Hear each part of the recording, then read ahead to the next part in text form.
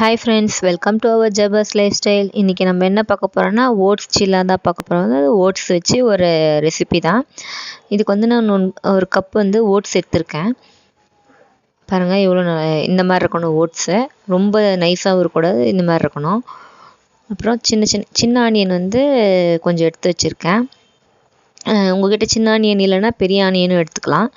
அப்புறம் இஞ்சி வந்து சின்னதாக நறுக்கி வச்சுருக்கேன். பெருங்காயம் கொஞ்சம் எடுத்திருக்கேன். ஜீரகம் கொஞ்சம் எடுத்து வச்சுருக்கேன்.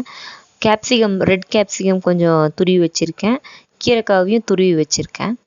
பாருங்கள், இந்த ரெட் கேப்சிகம்மை சின்னதாக சாப் பண்ணி வச்சுருக்கேன். இது வந்து குக்கும்பரு துருவி வச்சுருக்கேன்.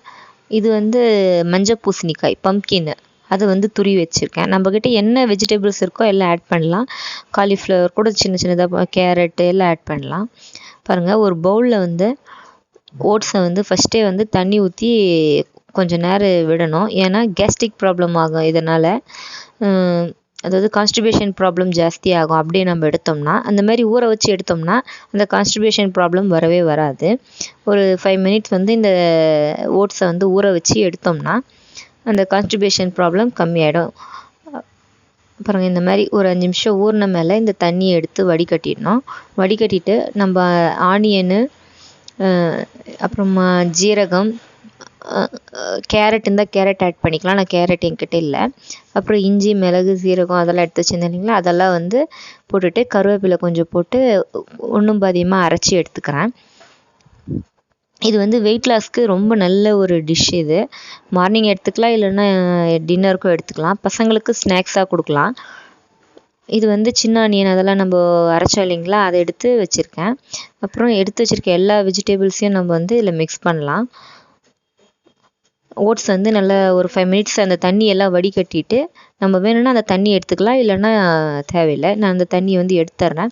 ஏன்னா கான்ஸ்டிபேஷன் ப்ராப்ளம் வராது அப்படின்றதுக்காக அந்த தண்ணியை நான் எடுத்துட்டேன். அப்புறம் பாருங்கள், மஞ்சள் பூசணிக்காய் போட்டிருக்கேன். கொஞ்சோண்டு மிளகாய்த்தூள், தனி மிளகாய்த்தூள், மஞ்சத்தூள், மிளகுத்தூள் போட்டிருக்கேன். அப்புறமா ரெட் கேபேஜு, குக்கும்பர் வந்து துருவி வச்சுருக்கேன், அதையும் போட்டிருக்கேன். அப்புறம் இது வந்து என்னென்னா சோய்க்கீரை, அது ஆட் பண்ணியிருக்கேன். நல்ல ஒரு ஃப்ளேவர் கொடுக்கும் இது. கொத்தமல்லி இல்லைன்னா இது போட்டோம்னா அவ்வளோ டேஸ்ட்டாக இருக்கும். என்கிட்ட கொத்தமல்லி இல்லை, அதனால் இது மட்டும் போட்டிருக்கேன். நீங்கள் இருந்தால் ஆட் பண்ணிக்கோங்க. அவ்வளோதான். இது எல்லாத்தையும் கொஞ்சம் உப்பு போட்டு ஆட் பண்ணிவிட்டு அடை மாதிரியோ இல்லை தோசை மாவு மாதிரியோ வேணாலும் ஊற்றிக்கலாம். நான் வந்து இது அடை மாதிரி தட்டியிருக்கேன். பட்டர் யூஸ் பண்ணியிருக்கேன். நம்மளோட விருப்பம்தான். ஆயிலோ இல்லை பட்டரோ இல்லை கோகோனட் ஆயிலோ யூஸ் பண்ணலாம். பாருங்கள், நான் பட்டர் யூஸ் பண்ணியிருக்கேன். அடை மாதிரி தட்டியிருக்கேன். இது வந்து ஒரு 1 or 2 சாப்பிட்டோம்னாலே வயிறு ஃபில்லிங்காக இருக்கும். வெயிட் லாஸ் அவ்வளோ சூப்பராக அது இந்த ஓட்ஸ் சில்லா எடுக்கும்போது. கூட நான் இதில் வந்து சீஸும் ஆட் பண்ணியிருக்கேன். நம்மளுடைய விருப்பம்தான் இதில் சீஸு ஆட் பண்ணுறது ஆட் பண்ணாது.